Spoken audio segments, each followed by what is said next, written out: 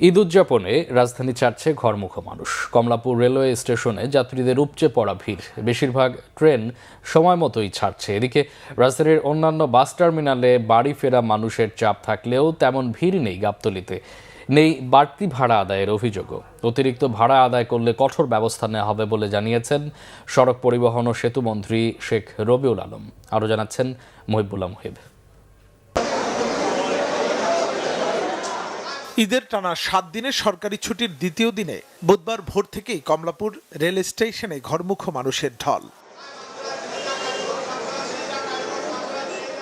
প্রতি ১৫ মিনিট পর পর শিডিউল অনুযায়ী ছেড়ে যাচ্ছে ট্রেন।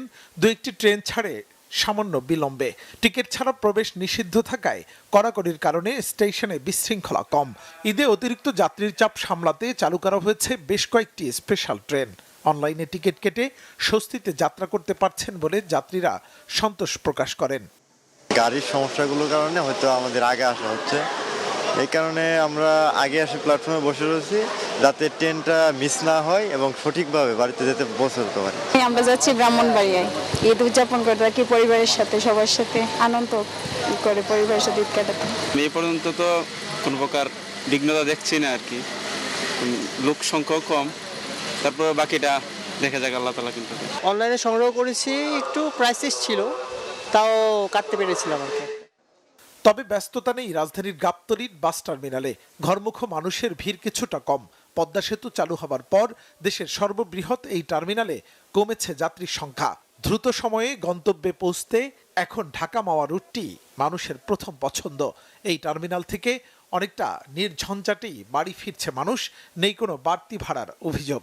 আমাদের যা ভাড়া ছিল সেটাই, গতবারও যা ভাড়া ছিল এবারও সেম ভাড়া। জ্বালানির অবস্থা কি? জ্বালানির অবস্থা, তেল পাওয়া যাচ্ছে, কিন্তু আমার মনে হয় যে যারা তেল কোম্পানি আছে ওরাই মনে হয় একটু সমস্যা করে। যে ন্যায্য যে ভাড়াটা সেটাই রেখেছে আমার কাছ থেকে 960 টাকা।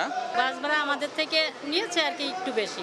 গাড়ি পদ্মা সেতু হয়ে চলে যাচ্ছে, এদিকে গাড়ির চাপ কম। পদ্মা সেতু হওয়ার পর থেকে গাবতলীতে কোনো যাত্রী নেই। আগে ঈদের সময় হইলে 900-1100 এরকম নিত, এখন একবার কম নিছে। টার্মিনাল পরিদর্শনে যান সড়ক পরিবহন ও সেতুমন্ত্রী শেখ রবিউল আলম। কথা বলেন যাত্রী ও পরিবহন সংশ্লিষ্টদের সঙ্গে। পরে তিনি বলেন, এবার যাত্রীদের কাছ থেকে অতিরিক্ত ভাড়া আদায়ের অভিযোগ কম। যেখানেই অভিযোগ সেখানেই শাস্তি দেওয়া হচ্ছে বলেও জানান তিনি। 15 তারিখ রাত 11টা থেকে গণপরিবহনে পর্যাপ্ত ফুয়েল দেওয়া হচ্ছে। আপনি একটা পরিসংখ্যান দেখলে বুঝবেন, যমুনা সেতুতে যা নিয়মিতভাবে যান চলাচল করে তার চেয়ে 32,000 গাড়ি কালকে বেশি গিয়েছে। এই যে রাস্তায় আপনারা দেখছেন লাখ লাখ গাড়ি চলাচল করছে, সবই তো ফুয়েল পাচ্ছে। কোন লোকাল বাস নিচ্ছে না, প্লিজ একটা কমপ্লেন আমাকে দেন নির্দিষ্টভাবে যে এই পরিবহনের এই রুটের এই গাড়িটি অথবা এই কোম্পানির এই গাড়িটি। ডেফিনেটলি আপনারা কমপ্লেন করেন, কমপ্লেনের জন্য আমরা সার্বক্ষণিক টিম ডেকেছি। রাজধানীর অলিগলিতে অবৈধভাবে গজিয়ে ওঠা টিকিট কাউন্টার ঈদের পর উচ্ছেদ করা হবে বলেও জানান শেখ রবিউল আলম। মহিবুল্লাহ মুহিব, বাংলা ভিশন, ঢাকা।